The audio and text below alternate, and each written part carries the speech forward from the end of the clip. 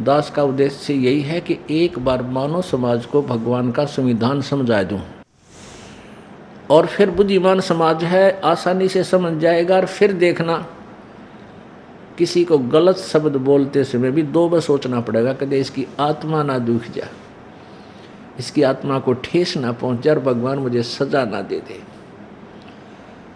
अब तो हम डर नहीं रहे।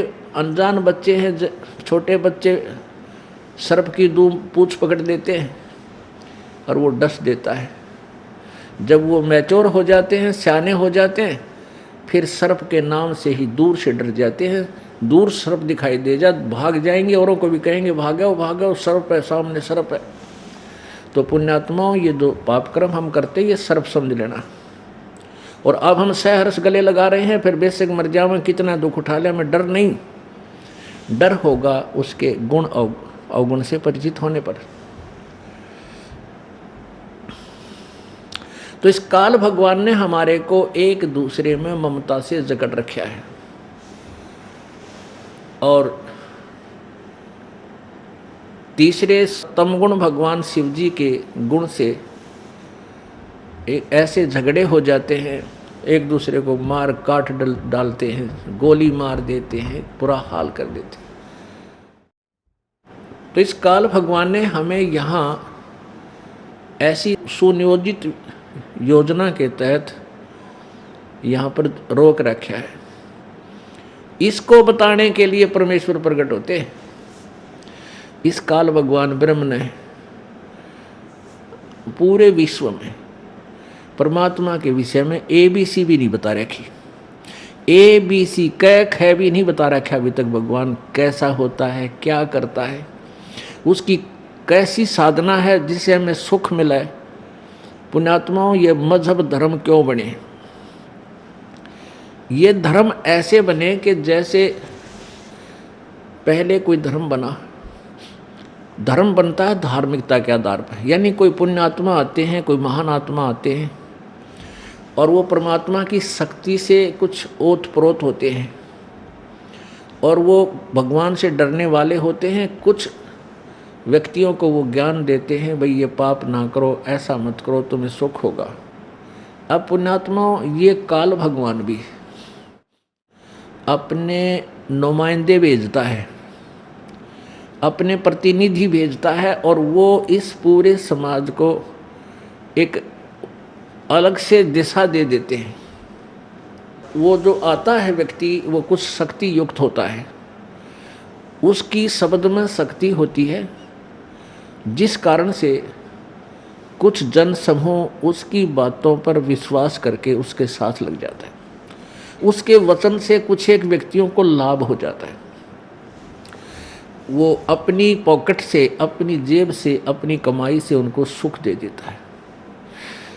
तो फिर कुछ जनसमूह उस व्यक्ति का अनुयायी बन जाता है, उसको फिर अलग से कुछ नाम दे देता है, अन्य समाज। अब जैसे हिंदू समाज बना, ये आदि शंकराचार्य जी जो थे, ये भगवान शिव के द्वारा भेजा गया एक गण था, और उसने यहाँ जन्म लिया एक माता से, और 8 वर्ष की आयु में उपदेश ले लिया, और 32 वर्ष की आयु में उसकी मृत्यु भी हो ली। और इस दौरान 24 वर्ष के अपने प्रचार प्रसार में बहुत घने जन समूह को एक अलग से समाज बना दिया, क्योंकि उनकी वचन में शक्ति थी। कुछ एक को लाभ हुआ बहुत, उसने नारे नारे कई ग्रंथ भी लिख दिए, कई सैकड़ों की संख्या में, और वो ग्रंथ सारे वेदों के विपरीत है। तो उससे एक समाज बन गया न्यारा है, और इनको हिंदू कहने लगे। इसी प्रकार अब हम धर्म के आधार से तो अलग हुए अन्य से। इसी प्रकार ईसाई धर्म बना, फिर ईसाई धर्म से मुसलमान धर्म बना, क्योंकि ईसा मसीह जी इस काल भगवान यानी विष्णु जी से के भेजे हुए थे, विष्णु जी के अवतार थे वो, और उनमें कुछ शब्द शक्ति थी अपने पुण्य कर्म के कारण। काफ़ी लोग उनके अनुयायी हुए, उनके वचनों से प्रभावित हुए, लेकिन उस अन्य समाज ने जो अन्य जो गुरुजी थे वो भ्रमित कर रहे थे समाज को, उन्होंने द्वेष हो गया ईसा मसीह जी तक, और ईसा मसीह जी के विषय में ऊट पटांग बातें बनाकर पूरे समाज को विरोधी बनाकर उनको क्रश करवा दिया। लेकिन फिर भी ईसा जी के उस अलग बने हुए समाज का आज कितना प्रतिफल है कि बहुत ज़्यादा ईसाई आज उस ईसा जी के अनुयायी बन गए, उनको ईसाई कहने लग गए, यानी अलग से भक्ति के लिए वो समाज बना। ऐसे ही ईसाई समाज से ही मुसलमान समाज बन गया। हजरत मोहम्मद जी आए जो इस काल के द्वारा भेजे हुए थे, शिव जी के गण थे, शिव जी के लोग से आए थे।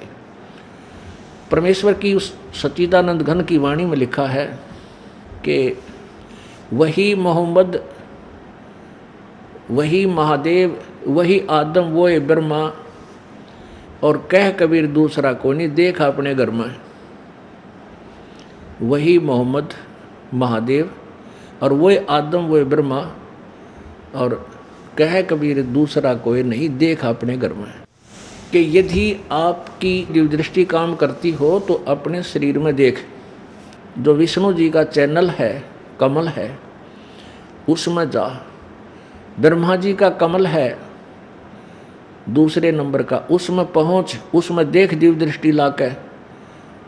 क्योंकि आदम जी ब्रह्मा जी के लोक से आई हुई पुण्यात्मा थी